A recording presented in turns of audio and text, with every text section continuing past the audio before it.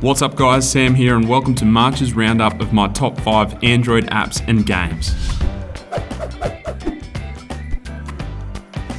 So kicking off the list today is a photo editing app called Pixar. Now at first glance this has all of your standard photo editing features like cropping, brightness, contrast and so forth, but there's like 1,000 really cool editing features that are included too. So one that Pixar is probably best known for is its hashtag put a plane on it feature. Now if you don't know what this is where you can choose from a ton of free to edit photos available in the Pixar library that you can then insert on top of your existing photos. So for example, I could choose this bird, plonk it on this photo I took in London of some sweet architecture, and then using the brush tool, I can start removing the background. Once I'm happy with that, I can play with the composite modes to help enhance the effect, or I can simply hit OK and then put a filter over the entire image, helping them to seamlessly blend together. That is seriously only one tiny feature of this app, so I can only say go to the Play Store, download it, and check it out for yourself. Next up is an app dubbed The Cleaner. This app is the ultimate memory and storage saver, and what I love about it is that it has this super sleek, minimalistic vibe. You guys know I'm all about that minimalism. So jumping into the app, you get this juicy looking red circle asking you to analyze your phone, and when you click it, it generates a surprisingly long list of apps and actions which have been running in the background. From there you can go through and uncheck apps you want to keep open, but personally, I just generally let it clear everything and then let it redeem me some valuable memory.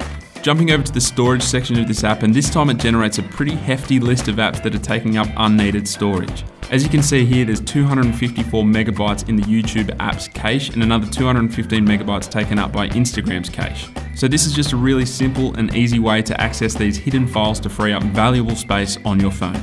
What's killer as well is that it has an extra tab for application management where you can sort all of your apps in a bunch of different ways, allowing you to see what apps you have installed and what permissions they are using. So I know that a lot of my apps use location permissions in the background, which in turn can result in less battery life, but I don't actually know which ones in particular. Well, that is until I used The Cleaner. Now I can see this information and uninstall apps I don't need with the click of a button. After that, we have a super addictive game called Zig Zag.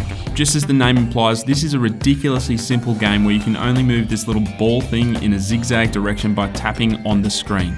Each tap gives you a point, but the trick is you're traveling along a pretty sketchy wall and it's your goal not to fall off. Now the game itself is ridiculously simple in its concept, and each game tends to be over in a flash, but the addictiveness comes from you trying to beat your own high score.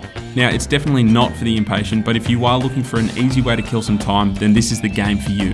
Following that, we have a super useful note-taking app called Jot.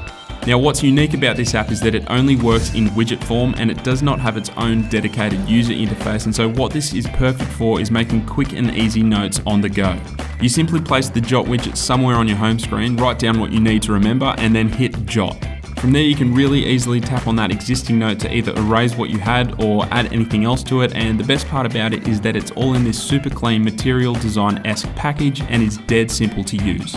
The only slight drawback is that you can only have one note at a time, and creating another widget just copies the text over, but simplicity is the main selling point with this app, so it does make sense. Last up today we have Hex Lock, which is a security app locker on steroids.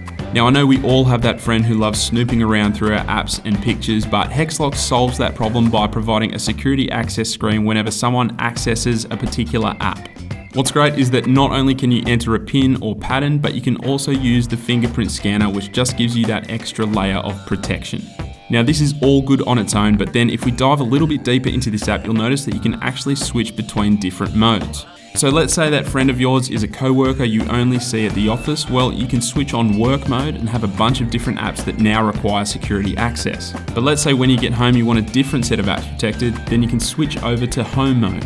You can also create several more profiles, and with each one you can set different apps that require the security access. On top of that, this is just a super sleek app with a great look and feel, so be sure to check it out. Anyway, that is it for March's edition of Top 5 Android Apps. All the links are in the description below, so make sure you check them out. If you enjoyed the video, feel free to give it a thumbs up. That is always much appreciated. But thanks heaps for watching, and I'll catch you guys later.